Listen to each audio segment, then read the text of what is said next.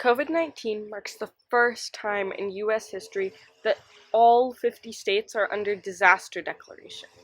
COVID has had a major impact on the economy and a horrific health toll on society, with over 100,000 deaths in the U.S. alone, and many more to come. This is the first time in modern history that there has been a global economic shutdown. This health and economic crisis will be devastating to society as millions of jobs will be lost. Despite these stark realities, amazingly, there are good things that have come out of this. There is an opportunity for society to change the ways that it operates for the better, for the health of the environment, for the people, and for the planet. That said, humanity has a bad habit of reverting back to the old ways that they did things. I believe we have to be different this time. We cannot go back to our old ways. We cannot go back to the ways we used to work. And we cannot continue to pollute our planet.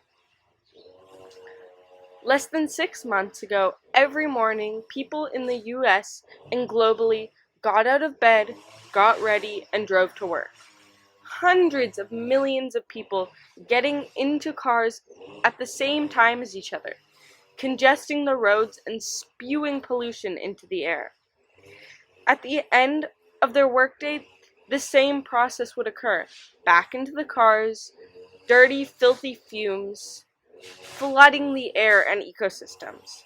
To make matters worse, because of high-priced real estate downtown, most of these people could not afford to live near their work, making commutes to work outrageously long. Foul exhaust pumping out of millions of cars for hours on end, 5 days a week. And when a person needed something from the store, they would hop in their car and drive to go get it. Multiply this by hundreds of millions of people, and you are dramatically adding to the congestion and pollution of our Earth. I am sure you are all familiar with the brown haze that sits over LA. The same is true for other cities all over the world. A thick, choking cloud just looming day and night, so bad in some places that masks have to be worn outside to even breathe. My dad used to travel at least a few times a month on business, all across America, and that was the same for hundreds of millions across the globe. Like the cars, these planes spew pollution and filth into our atmosphere. With millions of people flying daily, the atmosphere was growing thick with pollution, contaminating our beautiful natural world. And then, 3 months ago, I noticed, and I'm sure you noticed too, blue skies and sweet smelling crisp air and the sounds of true nature chirping and buzzing away.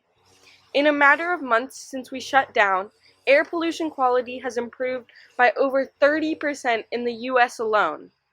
Families spend more time together than ever before, with parents working from home and kids learning and virtual schooling. And those outrageous commute times, easily as much as 10 to 20 hours per week, if not more, are gone. All of that time is gained by families being together. My dad is finally home all the time instead of across the country on work trips for weeks on end. My little brother is home and so is my mom. And we all get time to interact with one another and do the things we love as a family. Our days free of commuting all across the city to pick up kids from school, do groceries, and all that frustrated time just sitting in traffic for hours. Being at home for 3 months now, what I thought would never be possible is happening. My whole family is working and schooling from home. As a 14-year-old girl, in my last year of middle school, learning from home is difficult, but I have evolved and grown to become more accustomed to it. The benefits the natural world is experiencing as we work and live from our homes is incredible. I know that I miss my friends, but in the big picture scheme of things, my suffering a bit now to benefit the world around me is completely worth it. I personally am biking more than ever before, and I see families outside walking and playing games on the streets, which I have never seen before in LA, all while breathing clean, fresh air. People have begun to interact in the outside world and just play out in the sun, without driving, without time constraints, just free in nature. The fact is, 30% of the population is able to work from home. It is up to business leaders to enable their employees to work remotely. Society has to demand these changes. Political leaders have a responsibility to promote and to support new business initiatives. People must embrace new technologies and systems to reduce wasteful and unnecessary travel. As I mentioned, we have a history of going back and doing the same old thing. For how long now have we heard the outcry from scientists to stop climate change before it is too late and becomes irreversible? Because of the unprecedented situation we are in today, we have a once-in-a-lifetime opportunity to make these changes permanent, to improve our lives and the future of our planet. This means leaders must take policy changes and people must demand these changes. People cannot afford to fall back into old routines because if they do, it will be too late. We cannot let the life-changing benefits of this crisis slip by. We have to make a change. For the hundreds of thousands who have lost their lives in this crisis, let's dedicate this societal and economic change in their names for the good of humanity.